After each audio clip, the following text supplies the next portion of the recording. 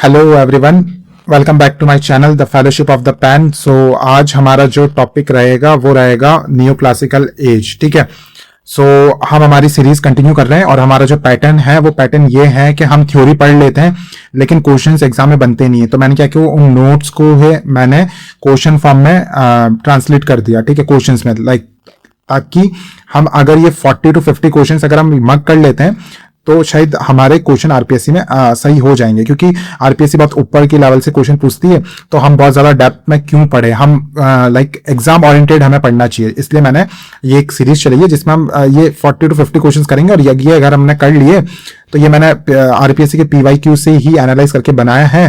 तो इसमें से हमारे क्वेश्चन एज इट इज सही हो जाएंगे एग्जाम में, हम ये होप कर रहे हैं। ठीक है, तो हम अब स्टार्ट करते हैं।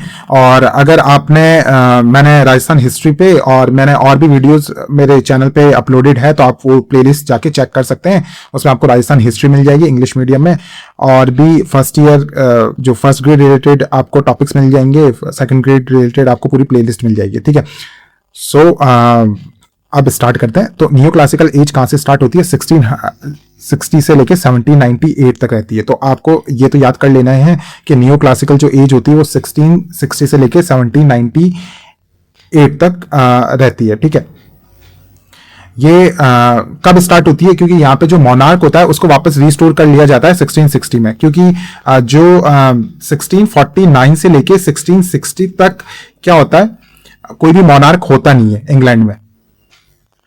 सो जो 1649 से जो 1660 तक जो पीरियड होता है इसे हम क्या कहते हैं? हम इसे कॉमनवेल्थ पीरियड कहते हैं। क्या कहते हैं? कॉमनवेल्थ पीरियड क्या जाता है इसे, या फिर प्यूरिटन इंट्रैग्नम कहा जाता है, प्यूरिटन इंट्रैग्नम। ठीक है, और ये क्यों होता है? और यहाँ पे है ना जो यहाँ पे जो गवर्नमेंट होता है ना, जो फुल्ली कंट्रोल की जाती है ओलिवर क्रॉमवेल के द्वारा। ठीक है, तो मैं एक बैकग्राउंड दे रहा हूं आपको कि ये न्यू क्लासिकल एज कब स्टार्ट होती है? 1660 से 1798 तक रहती है। ठीक है, लेकिन 1660 के अंदर ये स्टार्ट क्यों होती है? क्योंकि यहाँ पे है ना वापस जो मोनार्की है ना उसे रिस्टोर कर लिया जाता है, क्योंकि 1642 के अंदर है ना जो चार्ल्स सेकंड होते हैं उन्हें मार दिया जाता है। ठीक है, चार्ल्स वन को। ठीक है, और उन्हें मार दिया जाता है, और फिर 1649 से लेके 1660 तक ओलिवर क्रॉमवेल एक गवर्नमेंट रन करते हैं। ठीक है, ठीक है, जहां पे बहुत ज्यादा स्ट्रिक्ट सेंसरशिप रहती है लिटरेचर और एंटरटेनमेंट पे। और 1642 के अंदर थिएटर्स भी बंद हो जाते हैं, जो कि थिएटर्स वापस ओपन हो जाते हैं 1660 में, क्योंकि यहाँ मोनार्की वापस रिस्टोर कर ली जाती है। ठीक है, तो ये जो पीरियड होता है ये होता है न्यू क्लासिकल एज 1660 से 1798। ठीक है, अब यहाँ पे इस जो एज को है ना हम तीन मेजर सब पीरियड के अंदर डिवाइड करते हैं। ठीक है, तो जो फर्स्ट जो होता है 1660 से लेके 1700 को, इसको रिस्टोरेशन कहते हैं। क्या कहते हैं? रिस्टोरेशन कहते हैं। और इसको एज ऑफ क्या कहते हैं? ड्राइडन भी कहते हैं। ठीक है, एज ऑफ क्या कहते हैं? ड्राइडन, क्योंकि यहाँ पे ड्राइडन बहुत ज्यादा एक्टिव थे। तो 1660 से लेके 1700 को कहते हैं रिस्टोरेशन कहते हैं, ड्राइडन कहा जाता है। मैं इतनी बार इसलिए रिपीट कर रहा हूं ताकि आपको वीडियो के देखते देखते आपको चीजें याद हो जाए और आप एग्जाम्स में अच्छा कर आओ। ठीक है, और जो सेकंड जो एज होती है जो 1700 से 1745, इसको कहते हैं अगस्तन एज। क्या कहते हैं? Augustan age. ठीक है, फिर जो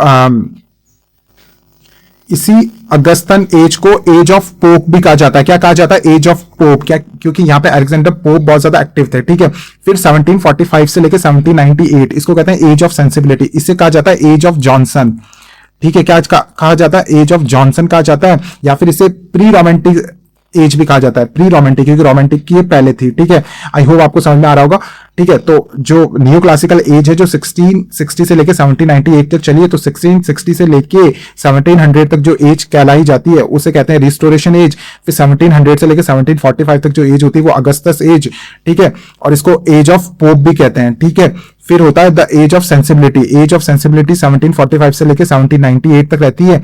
इसे एज ऑफ जॉनसन भी कहा जाता है और प्री रोमांटिक एज भी कहा जाता है। ठीक है, और रिस्टोरेशन एज को क्या कहते हैं? Age of Dryden. ठीक है, तो क्वेश्चन नंबर 1। ठीक है, the new classical age begin with the restoration of the monarchy in which year? तो मैंने बोला था जो किंग है उसे वापस रिस्टोर कर लिया जाता है, और कौन से एज में किया जाता है? 1660 में कहा जाता है। तो इसी से स्टार्ट होता है द न्यू क्लासिकल एज। ठीक है, कुछ और न्यू क्लासिकल एज चाहते क्या थे? इनके थीम्स क्या थे? इनके थीम से स्ट्रिक्ट ये इन्होंने क्या किया था? इन्होंने जो सोसाइटी के अंदर एक मॉरल ऑर्डर लाने की इनका एम था, ठीक है। और इन्होंने इन्होंने इंस्पिरेशन लिया किंग अगस्टस से, ठीक है, जो कि रोमन एम्पायर के अंदर एक किंग थे। तो इन्होंने वहां से अपना इंस्पिरेशन लिया, और ये इनकी जो राइटिंग्स थी वो बहुत ज्यादा है ना रिजिड और है ना मतलब रूल्स ओरिएंटेड होती थी कि भाई अगर आप लिटरेचर लिख रहे हो ना तो आप उसमें मॉरलिटी सिखाओ। आप है ना जो लिटरेचर होता है ना उसके अंदर आपको ना रूल्स बहुत फॉलो करिए, आप राइमिक स्ट्रक्चर्स का फॉलो करिए। क्यों कर रहे हैं? क्योंकि इसी को ही इंस्पिरेशन करके लोग सोसाइटी में भी एक मॉरल कंडक्ट लाएंगे। क्योंकि जो सिविल वॉर हुई थी 1642 से लेके जो भी चली थी 1649 तक, और ये ऑलिवर क्रॉमवेल का जो पीरियड था, इसमें बहुत ज्यादा लोगों ने एनार्की फैलाई थी, ठीक है। तो ये जो एज है ना, तो यहाँ पे राइटिंग्स और जो सोसाइटी है उसके अंदर एक मॉरल कंडक्ट लाने का कोशिश की गई थी। क्या मॉरल कंडक्ट है ना, एक स्ट्रक्चर है ना, ये लाने की कोशिश की थी। तो मैंने थीम समझा कि अगर थीम ओरिएंटेड क्वेश्चन आया तो ये हम कर लेंगे, ठीक है। बाकी 1660 से स्टार्ट हुआ। क्वेश्चन नंबर 2, वो is known as the father of English criticism. तो फादर ऑफ इंग्लिश क्रिटिसिज्म कहा जाता है जॉन ड्राइडन को, ठीक है।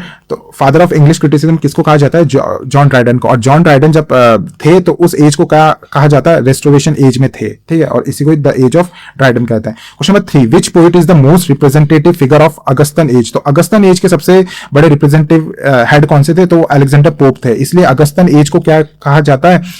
एज ऑफ पोप भी कहा जाता है, ठीक है। और अगस्टन एज कब से कहां तक चली थी? तो 1700 से लेके ये 1745 तक हुई थी, ठीक है, जो कि हमने पहले देखा था, ठीक है। Question number 4, what is the defining characteristic of neo classical literature. तो नियो क्लासिकल लिटरेचर का डिफाइनिंग कैरेक्टर क्या थे? तो ये है ना रीजन, रेस्ट्रेंट और ऑर्डर पे फॉलो करते थे, जो कि मैंने अभी समझाया था आपको। तो ऑप्शन में बी हो जाएगा, ये रीजन, रेस्ट्रेंट और ऑर्डर, ठीक है।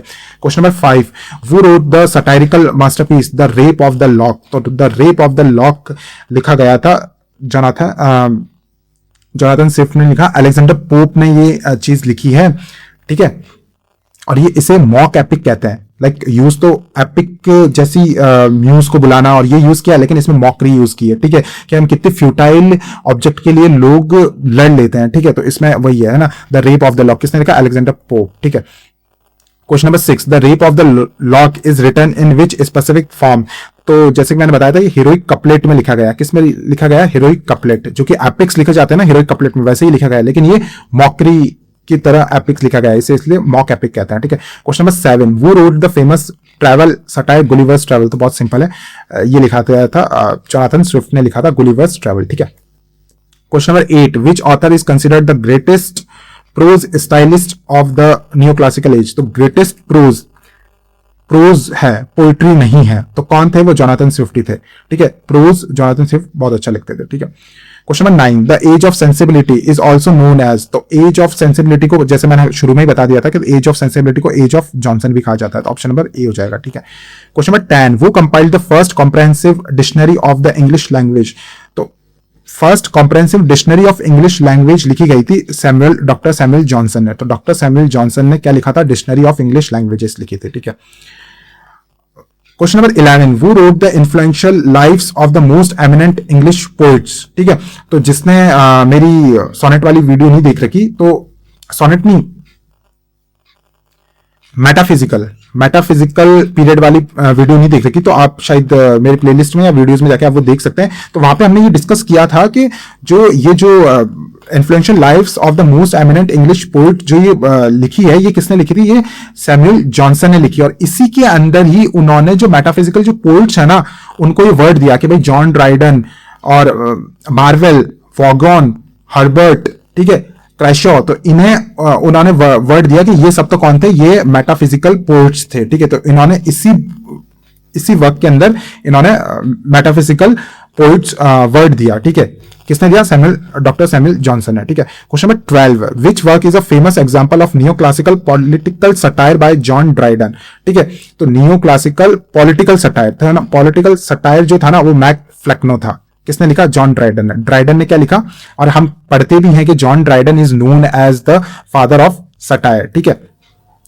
तो जॉन ड्राइडन का कौन सा? Mac Flecknoe. तो यहाँ पे उन्होंने न्यू क्लासिकल पॉलिटिकल सटायर लिखा। किसने लिखा? जॉन ड्राइडन ने, मैक फ्लेक्नो। मैं वापस इसलिए रिपीट कर रहा हूं ताकि आपको याद हो जाए, ठीक है। Question number 13, what is a mock epic. तो मॉक एपिक क्या होता है? जो कि मैंने समझाया था कि एपिक की तरह लिखा जाता है लेकिन बहुत ट्रिवियल मेथड पे, लाइक उस टॉपिक पे लड़ाई होनी नहीं चाहिए, लेकिन उसी पे ही जो पोइट होता है वो लिख देता है कि हम कितने ट्रिवियल मेथड पे लड़ते हैं, तो उसे एपिक ग्रैंड स्टाइल में दिखाया जाता है, ठीक है, तो मॉकरी करने के लिए, ठीक है। तो a poem that use epic style for trivial subjects, ठीक है, option number B. Question number 14, Joseph Addison and Richard Steele are famous for their work in. तो जोसेफ एडिसन और रिचर्ड स्टील ने क्या किया था, इन्होंने पीरियोडिकल ऐसे लिखा था, द स्पेक्टेटर, ठीक है। तो याद रखना पीरियोडिकल ऐसे किसने लिखा था, जोसेफ एडिसन और रिचर्ड स्टील ने लिखा था द पीरियोडिकल ऐसे द स्पेक्टेटर, ठीक है। Question number 15, Daniel Dafoe is best remembered for his novel. तो डैनियल डेफो को याद किया जाता है रॉबिन्सन क्रूसो, याद रखना रॉबिन्सन क्रूसो, डैनियल डेफो को याद किया जाता है, उन्होंने कौन सी नॉवल लिखी, तो रॉबिन्सन क्रूसो। सो आगे चलते हैं, question number 16, which novel is considered the first English novel by many critics. तो है ना, फर्स्ट इंग्लिश नोवेल किसे कंसिडर्ड किया जाता है, तो ये किया जाता है पमेला, ठीक है, जो पमेला है जो कि लिखी गई थी सैमुअल रिचर्डसन ने, किसने लिखी थी, सैमुअल रिचर्डसन ने लिखी थी पमेला। तो इसे कंसिडर किया जाता है फर्स्ट इंग्लिश नोवेल। तो क्वेश्चन आ सकता है कि फर्स्ट इंग्लिश नोवेल किसे कंसिडर किया जाता है, तो पमेला को किया जाता है, जो कि लिखी थी सैमुअल रिचर्डसन ने, और जो डैनियल डेफो है वो किसने लिखी थी, रॉबिन्सन क्रूसो ने, ठीक है। Question number 17, Henry Fielding's Tom Jones is a classic example of. तो जो टॉम जोन्स जो नॉवल है, और किसने लिखी, ये इंपॉर्टेंट है कि भाई टॉम जोन्स किसने लिखी, तो हेनरी फील्डिंग ने लिखी, ठीक है।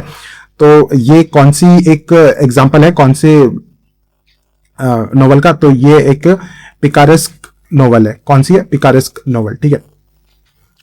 सो ये पिकारेस्क नोवेल होती क्या है, तो ये होती है, इसमें क्या होता है, एक एडवेंचर स्टोरी होती है। पिकारेस्क नोवेल में क्या होता है, एक एडवेंचर स्टोरी होती है, किसके एडवेंचर पे होती है, तो ये क्या ना, पुअर आउटसाइडर, गरीब, लेकिन वो दिमाग से तेज होता है, लाइक एक गरीब बच्चा, लेकिन वो दिमाग से बहुत तेज होता है, तो वो सरवाइव करता है, वो अपनी विट यूज करता है, वो अपने ट्रिकरी यूज करता है, और वो डिसऑनेस्ट भी होता है लेकिन सर्वाइवल के लिए, ठीक है। तो उसके ही लाइफ पे, मतलब उसका पूरा जो कैरेक्टर डेवलपमेंट के, वो बचपन में ऐसा था, फिर वो पूरा उसकी स्टोरी चलती है पूरे नॉवल में, ठीक है। तो उसे कहते हैं पिकारेस्क नॉवल, ठीक है। और कौन सी थी, हेनरी फील्डिंग की टॉम जोन्स, ठीक है। Question number 18, the heroic couplet consist of. तो हीरोइक कपलेट में क्या होता है, तो यहां पे क्या होता है, आयम्बिक पेंटामीटर का यूज होता है, और वो दोनों राइमिंग करते रहते हैं, जैसे कैट बैट पीछे, ठीक है। तो ये राइमिंग हो गया ना, तो ऐसे कपलेट चलते हैं वहां पीछे, ये पोएम है तो पोएम के पीछे कैट बैट, तो कपलेट हो रहा है, ठीक है। वहीं जो ब्लैंक वर्ड्स होता है, कौन सा, ब्लैंक वर्ड्स, तो ब्लैंक वर्ड्स में भी क्या होता है, उसमें भी आयम्बिक पेंटामीटर का यूज किया जाता है, लेकिन ब्लैंक वर्ड्स में क्या होता है, वो राइमिंग नहीं करते, वो राइमिंग नहीं करते, और राइमिंग करते हैं तो उसे क्या कहते हैं, हीरोइक कपलेट, ठीक है। Question number 19, which movement began in the late 18th century as a reaction against new classical order. तो न्यू क्लासिकल ऑर्डर के अगेंस्ट कौन सा मूवमेंट आया था, तो न्यू क्लासिकल मूवमेंट के अगेंस्ट आया था रोमांटिसिज्म, ठीक है। और कब आया था, 1798 में आया था। 1798 में क्यों आया था, क्योंकि लिरिकल बैलेट्स लिखे गए थे, किसके द्वारा, विलियम वर्ड्सवर्थ ने लिखे थे, विलियम वर्ड्सवर्थ ने लिखे थे, और एस.टी. कॉलरिज ने लिखे थे, ठीक है, एस.टी. कॉलरिज ने लिखे थे, ठीक है, 1798 में, ठीक है। अब आगे चलते हैं, question number 20, who wrote elegy written in country churchyard. तो ये थॉमस ग्रे का है, elegy written in country churchyard, ठीक है। Question number 21, new classical drama restoration comedy was famous for its. तो न्यू क्लासिकल ड्रामा और रिस्टोरेशन जो comedy है वो कब फेमस थी, तो लाइक ये किसके लिए फेमस थी, तो ये कॉमेडी ऑफ मैनर्स के लिए। तो आप याद रखना कि जो न्यू क्लासिकल जो ड्रामा होते थे, ये रिस्टोरेशन कॉमेडी, तो रिस्टोरेशन तो हमें याद पता चल जाएगा कि न्यू क्लासिकल में एक रिस्टोरेशन एज है, ठीक है।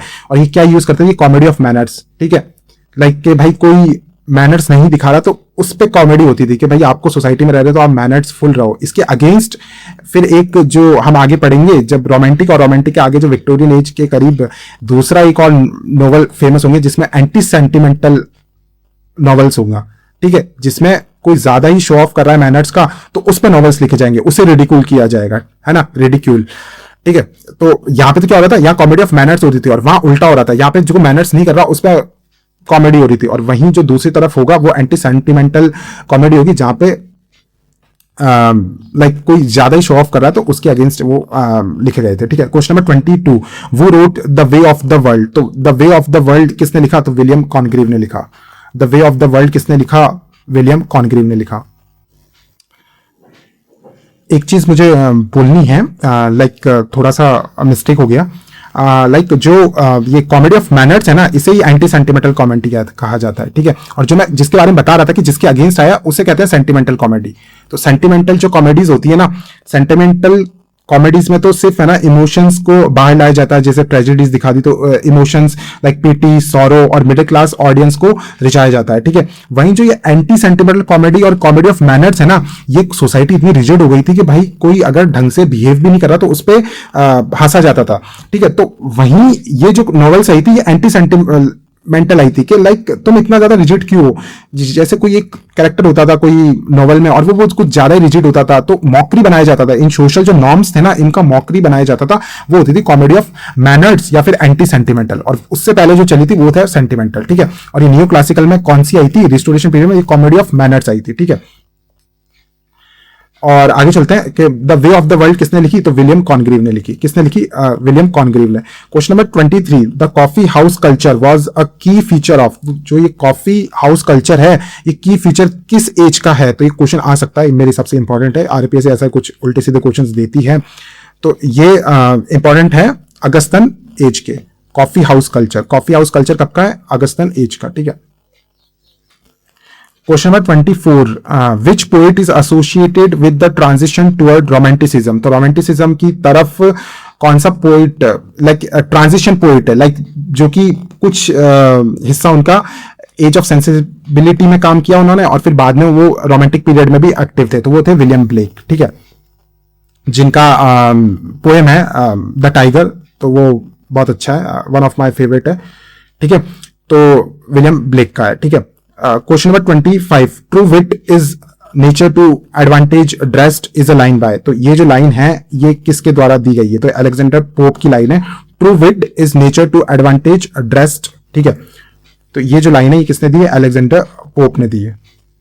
Question number 26, which new classical author was also a famous lexicographer, ठीक है। लेक्सिकोग्राफर कौन से पोइट थे, ठीक है, न्यू क्लासिकल ऑथर जो कि लेक्सिकोग्राफर भी थे, तो वो सैमुअल जॉनसन थे, ठीक है। अब ये होता क्या है, लेक्सिकोग्राफर होता क्या है, जो आदमी डिक्शनरी लिखता है ना उसे कहते हैं लेक्सिकोग्राफर, ठीक है। और तभी तो हमने पढ़ा था कि सैमुअल जॉनसन ने ही फर्स्ट इंग्लिश डिक्शनरी लिखी थी, ठीक है। तो ये कौन थे, लेक्सिकोग्राफर, ठीक है। Question number 27, what is an epistolary novel. तो एपिस्टोलरी नॉवल होती क्या है, तो ये है ना जैसे लेटर्स की फॉर्म में जो नॉवल लिखी जाती है, ठीक है ना, उसे कहते हैं एपिस्टोलरी नॉवल, ठीक है। तो इसमें होता क्या है एपिस्टोलरी नॉवेल्स में, तो यहाँ पे है ना जो नॉवल है ना वो बताई जाती है लेटर्स के थ्रू, ठीक है, किसके, लेटर्स के थ्रू या फिर डायरी एंट्रीज के थ्रू या फिर डॉक्यूमेंट्स के थ्रू। इसका जैसे फॉर एग्जांपल जैसे आपने कुछ कुछ होता है देखी होगी, तो वहां पे जो अंजलि होती है उसे अपने मदर के लेटर्स से पता चलता है कि मतलब लाइक पुरानी जो स्टोरी है वो लेटर्स के थ्रू चलती है वहां पे। तो वो एक एग्जांपल है, वो जो मूवी का जो वो वाला पार्ट है वो हम कह सकते हैं वो एपिस्टोलरी नॉवल का लाइक उसे सिग्निफाई करता है। तो मैंने इसलिए मैं हिंदी एग्जांपल दे रहा हूं ताकि आप कनेक्ट कर सके, ठीक है। तो इसके जो फेमस एग्जांपल है एपिस्टोलरी नॉवेल्स के, वो है ब्रेम स्टोकर्स का ड्रैकुला, क्या ड्रैकुला, और किसने लिखा था, ब्रैम स्टोकर्स, ठीक है। और ये हम जब एग्जिस्टेंशियलिज्म पढ़ते हैं तो उसके अंदर ये नॉवल पढ़ा जाता है, ठीक है। और जिसने एग्जिस्टेंशियलिज्म का मेरा वीडियो नहीं देख रखा, जिसे और ज्यादा डेप्थ चाहिए एग्जिस्टेंशियलिज्म में, तो मेरे चैनल पे जाके आप सर्च कर सकते हैं, तो आपको पूरी वीडियो मिल जाएगी जो कि 20 मिनट्स की। उसमें आपका पूरा आरपीएस में लाइक जितना पूछा जाता है उससे और ज्यादा ही उसमें उस पूरी एक वीडियो में आपको अच्छे से पूरा समझ में आ जाएगा कि एग्जिस्टेंशियलिज्म होता क्या है, कौन सी उसमें बुक्स पढ़ी जाती है और सारा, ठीक है। और इसमें एक और एग्जांपल इसका होता है कि मैरी शैलीज जो फ्रैंकेनस्टीन है, तो वो भी एपिस्टोलरी नॉवल का एग्जांपल है, ठीक है। तो a novel written in letters, ठीक है। आई होप आप भूलो नहीं, आप एग्जाम्स तक नहीं भूलो, ठीक है। क्वेश्चन नंबर 28, वो wrote the vicar of Wakefield. तो द विकार ऑफ वेकफील्ड किसने लिखी, तो ये ओलिवर गोल्डस्मिथ ने लिखी। किसने लिखी, ओलिवर गोल्डस्मिथ ने। और क्या नाम है इसका, the vicar of Wakefield. So next question, तो द विकार ऑफ वेकफील्ड किसने लिखा, ओलिवर गोल्डस्मिथ ने, ठीक है। Question number 29, which author is known for the experimental novel Tristram Shandy. तो ये ट्रिस्टम शैंडी जो लिखी गई है ये लॉरेंस स्टर्न ने है लिखी है, और ये बहुत कॉम्प्लेक्स और एक बहुत न्यूली एक नॉवल है जो मैंने पढ़ा था, तो मैंने बहुत इंजॉय किया था ट्रिस्टम शैंडी को। तो अगर आप इंग्लिश लिटरेचर के स्टूडेंट्स हैं तो आपको ये नॉवल तो पढ़नी ही चाहिए, ट्रिस्ट्रम शैंडी। और नहीं पढ़ सकते तो समरी तो पक्का आपको पता होना ही चाहिए। ये बहुत इंटरेस्टिंग है, मतलब कॉम्प्लेक्स है, आउट ऑफ द बॉक्स है। तो ट्रिस्ट्रम शैंडी किसने लिखी है? लॉरेंस स्टर्न ने लिखी है, ठीक है। Question number 30, new classical writers valued imitation of. तो ये इमिटेशन किसका करते थे? ये क्लासिकल एंटिक्विटी का करते थे। मैंने बताया था ना कि जो ग्रीक्स और रोमन्स का के जो लिटरेचर होता था, ये उनका इमिटेशन करते थे। Question number 31, the Dunciad is a satire by Pope against. तो ये जो डंसियार्ड है ये सटायर पोप ने लिखा है, और ये किसके अगेंस्ट लिखा है? तो ये जो बैड राइटर्स और क्रिटिक्स है ना, उनके अगेंस्ट में ये डंसियार्ड लिखा है। और किसने लिखा है? पोप ने लिखा है, ठीक है। क्वेश्चन नंबर 32, वो was the most famous biographer of Samuel Johnson. तो सैमुअल जॉनसन के जो फेमस बायोग्राफर थे वो थे जेम्स बॉसवेल, ठीक है। नाम याद रखना, जेम्स बॉसवेल थे। और किसकी बायोग्राफी इन्होंने लिखी है? सैमुअल जॉनसन की। सैमुअल जॉनसन की किसने लिखी है? जेम्स बॉसवेल, ठीक है। So next question number 33, the neoclassical age ended in 1798 with the publication of, जो कि मैंने पहले एक्सप्लेन कर दिया, लिरिकल बैलेट्स लिखे थे। किसने लिखे थे? William Wordsworth and Samuel Taylor Coleridge ने लिखा था, ठीक है। Question number 34, restoration comedy often focused on. तो ये जो रिस्टोरेशन कॉमेडी होता है, ये किस पे फोकस करते हैं? तो ये अर्बन लाइफ पे करते हैं, स्कैंडल करते हैं, विट पे करते हैं। और जो रिस्टोरेशन जो कॉमेडी थी, जिसे हम कहते हैं कॉमेडी ऑफ मैनर्स या फिर एंटी सेंटिमेंटल कॉमेडी, ये क्या करती है? ये रिडिकुल करती है, जो क्योंकि इस समय क्या होता है, मिडिल क्लास आ गया था। तो जो टॉप क्लास जो पीपल होते थे, जो बहुत ज्यादा अमीर होते थे, वो क्या करते थे? बहुत ज्यादा मतलब बिहेव बहुत वियर्ड करते थे, लाइक एटिकेट्स का ध्यान रखना, सोशल नॉर्म्स का। तो ये क्या करते थे? इसे रिडिक्यूल करके इस पे कॉमेडी होती थी, है ना। तो विट, स्कैंडल और अर्बन लाइफ पे ये कॉमेडी होती थी, रिस्टोरेशन कॉमेडी, ठीक है। Question number 35, the great chain of being was a philosophical concept that neo classicals believed and upheld. तो ये जो नियो क्लासिकल्स जो थे ना, ये किस पे बिलीव करते थे? तो ये बिलीव करते थे ग्रेट चेन ऑफ बीइंग। तो ये याद कर लेना, ऐसा का ऐसा फ्रेज आरपीएससी पूछ सकती है कि ग्रेट चेन ऑफ बीइंग, ठीक है। जो नियो क्लासिकल्स होते थे, ये किस थॉट पे या किस फिलोसॉफिकल कॉन्सेप्ट पे बिलीव करते थे? तो ये करते थे the great chain of being, the great chain of being, ठीक है। Question number 36, which author was a fierce political satires and a clergyman. तो फियर्स पॉलिटिकल सटायर कौन करते थे? तो एक तो ड्राइडन करते थे पहले, ठीक है। उसके बाद में जोनाथन स्विफ्ट भी करते थे, ठीक है। कौन करते थे? Jonathan Swift, fierce political satires, ठीक है। Question number 37, who wrote she stoops to conquer.